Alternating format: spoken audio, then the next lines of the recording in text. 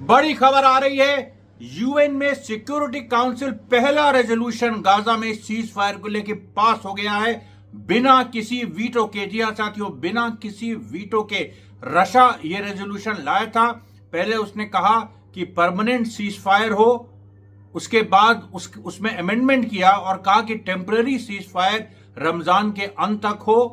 इस चीज को इजराइल टूथ एंड नेल विरोध कर रहा था। नेतन्याहू ने यह तक कह दिया था कि अगर अमेरिका अपने वीटो पावर का इस्तेमाल नहीं करेगा इस रेजोल्यूशन पे, आप जानते हैं सिक्योरिटी काउंसिल में 5 परमानेंट मेंबर हैं, यूएस, यूके, फ्रांस, रशिया और चाइना। इनमें से कोई भी किसी भी प्रस्ताव को वीटो कर दे तो वो नहीं पास हो सकता है। अभी तक जितने प्रस्ताव गाजा पे आए 7 अक्टूबर के बाद से, उसमें ज्यादातर यूएस ने वीटो किए और कुछ जो प्रो इजराइल प्रस्ताव थे वो रशिया ने वीटो किए। ये पहला रशिया का प्रस्ताव है जिसमें यूएस ने वीटो नहीं किया। जी हां साथियों, रशिया ने वीटो नहीं किया, रशिया एब्सटेन कर गया।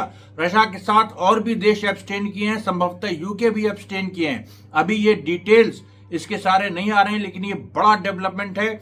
इसको नेतन्याहू पूरा विरोध कर रहा था, हालांकि इजराइल का जो विपक्ष है वो इसका स्वागत कर रहा है।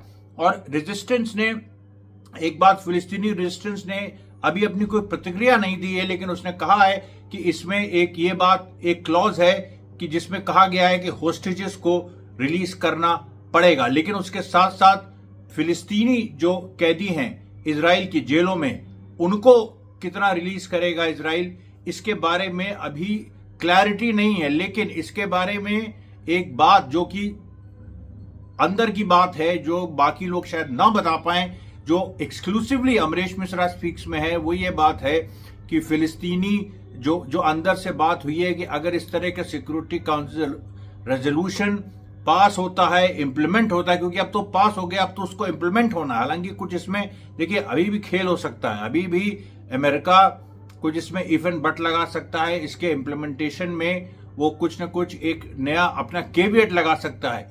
इस तरह की स्थितियां पहले आ चुकी हैं, लेकिन ये एक बड़ी मॉरल जीत है। और इसमें देखिए क्या है कि फिलिस्तीनी कैदियों के मामले में इजराइल ऑलरेडी एक बात कह चुका है कि अगर हमारे होस्टेजेस छोड़े गए तो हम कम से कम 1000 फिलिस्तीनी कैदी छोड़ेंगे।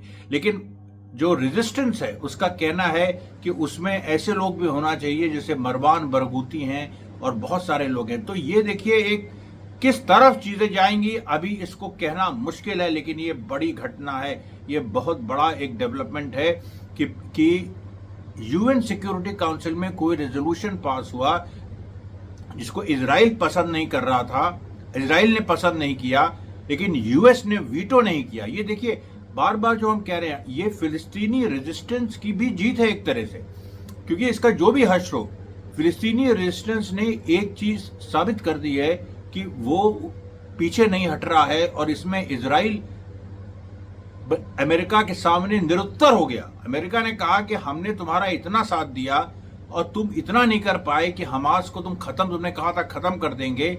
इतना समय हो गया है अक्टूबर से लेके मार्च तक, और अभी तक जब तुमने अपने कोई ऑब्जेक्टिव अचीव नहीं किए तो हम कैसे तुम्हारा साथ दें। इसको लेके झगड़ा भी हुआ है, बहुत कुछ इसमें तनाव भी हुआ है, और ये एक बड़ी चीज भी हो सकती है क्योंकि विश्व में ऐसा पहले कभी नहीं हुआ। इजराइल के ऊपर इस तरह का सेंसर 1948 के बाद कभी नहीं हुआ, और ये पहली बार ऐसा हो रहा है। और ये जो पूरा पहलू है, ये अगर देखिए इजराइल ने को लड़ाई रोकनी पड़ी और रमजान के अंत तक लड़ाई रोकनी पड़ी, होस्टेजेस कितने छोड़े जाएंगे कितने नहीं छोड़े जाएंगे, अभी उस सवाल पे बहुत कुछ इफ एंड बट चलेगा मेरे ख्याल से। उसमें दोनों तरफ से बहुत कुछ अभी चलेगा। लड़ाई रुक जाएगी इसकी भी कोई गारंटी नहीं है, लेकिन एक मॉरल प्रेशर और एक बहुत ज्यादा एक इंटरनेशनल जो प्रेशर है वो इजराइल पे रहेगा कि तुम लड़ाई रोको। क्योंकि इस लड़ाई में क्या है खास बात कि एग्रेसर कौन है? एग्रेसर इजराइल है, क्योंकि 7 अक्टूबर को एग्रेसर हमास था, लेकिन उसके बाद गाजा में कौन घुसा? इस समय जो लड़ाई चल रही है उसमें एग्रेसर कौन है? उसमें एग्रेसर इजराइल है। तो इजराइल फंस गया है, इजराइल फंस गया है क्योंकि इजराइल एग्रेसर है। और जब सीज फायर की बात हुई है तो इसका मतलब है कि सीज फायर में इजराइल को एडहियर करना होगा, उसको सबसे पहले हथियार अपने बंद करने होंगे। इजराइल इस तरह से पहले कर चुका है कि कुछ ऐसी घटनाएं हुई हैं जिसमें उसको गोली चलाने से रुकना पड़ा है, लेकिन उसने फिर एक दूसरे तरीके निकाले। लेकिन इस बार इसकी जो संभावना है ये बहुत कम दिखाई दे रही है। इस बार इजराइल कुछ भी करता है तो उसमें फिलिस्तीनी रेजिस्टेंस क्योंकि इंटैक्ट है, 6 महीने से लगातार बना हुआ है, इतनी मार सहने के बाद भी उसने बल्कि डबल मारा है। जितना उसने मार सही है उससे उसने डबल मारा है, और इजराइल ने सिविलियंस को ज्यादातर मारा है। देखिए, सिविलियंस वाला इशू इसमें बहुत ही प्रमुख है, क्योंकि पूरी दुनिया में यह हो रहा है कि जब दसियों लाख लोग अगर स्टारवेशन के एज पर हैं, इतनी बुरी स्थिति है, मारे जा रहे हैं। अल शिफा हॉस्पिटल में इजरायली सेना घुसी है। तो अब ये जो सीज फायर हो गया है, अगर ये जो सिक्योरिटी काउंसिल रेजोल्यूशन पास हो गया है, सीज फायर नहीं हुआ, sorry, security council resolution pass हो गया, तो अल शिफा में जो इजरायली सेना घुसी है वो किस आधार पे और कब तक घुसी रहेगी, जिस तरह से मरीजों को वो मार रही है। ऐसे बहुत सारे मुद्दे हैं जो इजराइल एक ह्यूमैनिटेरियन डिजास्टर कर रही है, एक पूरा ह्यूमैनिटेरियन एड नहीं पहुंचने दे रही है, वहां पर उसके सैनिक सिविलियंस को मार रहे हैं। ये सब तो रुक जाएगा, ये सब तो रोकना पड़ेगा, नहीं तो अंतर्राष्ट्रीय फोर्स भी आ सकती है इसको रोकने के लिए।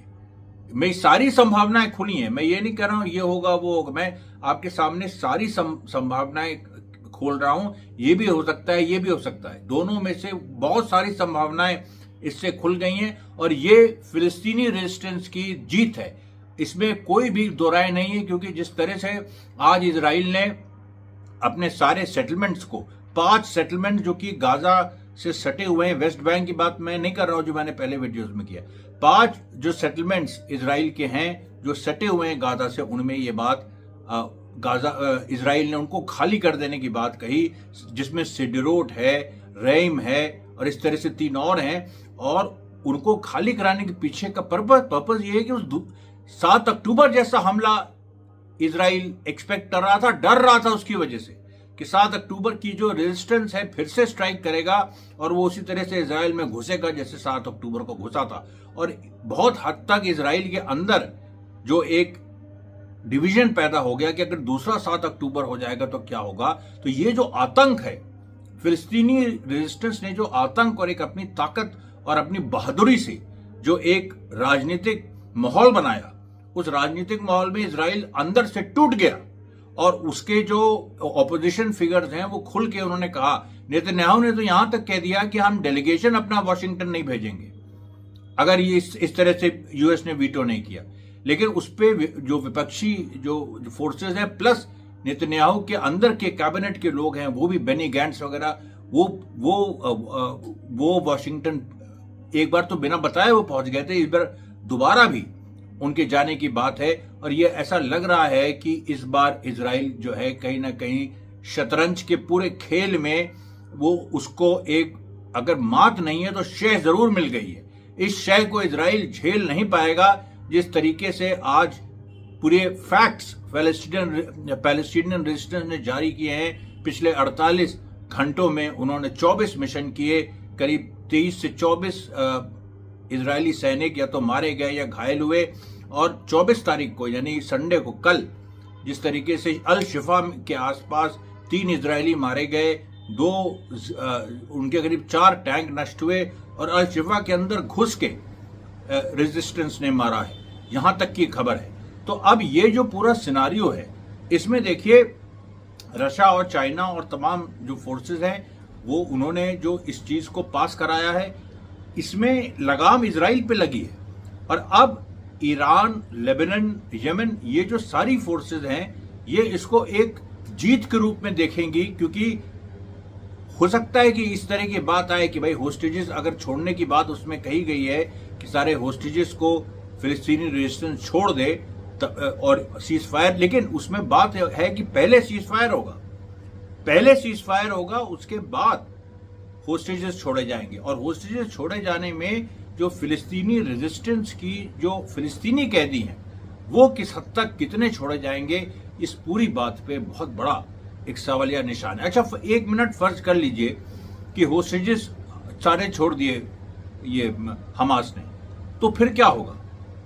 फिर तो इजराइल जो है वो भी यही कह सकता है ना कि अच्छा एक ऑब्जेक्टिव हमारा पूरा हुआ और हमें अब लेकिन हमास को अभी खत्म करना, उसमें उसको जीरो समर्थन, अब तो कुछ भी उसको समर्थन नहीं मिलेगा। अमेरिका की कोई मॉरल राइट ही नहीं रह जाएगी उसको कुछ करने की। फिलिस्तीनी कैदी तो आज नहीं तो कल छूट ही जाएंगे, क्योंकि देखिए ये लड़ाई लंबी चलेगी, अभी ये लड़ाई खत्म नहीं हुई है। लेकिन ये इजराइल की एक बड़ी हार हुई है। इजराइल जो कि ये कह रहा था हम राफा में घुसेंगे, हम हमास को खत्म कर देंगे, हम सीज फायर नहीं करेंगे, हम कोई भी इस तरह की चीज नहीं करेंगे, हम जीत रहे हैं, इस तरह की बातें जो इजराइल कर रहा था, आज वो साबित हो गया है कि इजराइल तुम हार रहे हो, तुम हार गए हो। तुमको इतना मारा गया है कि तुम्हारे की दुहाई तुम दुहाई कहना भूल गए।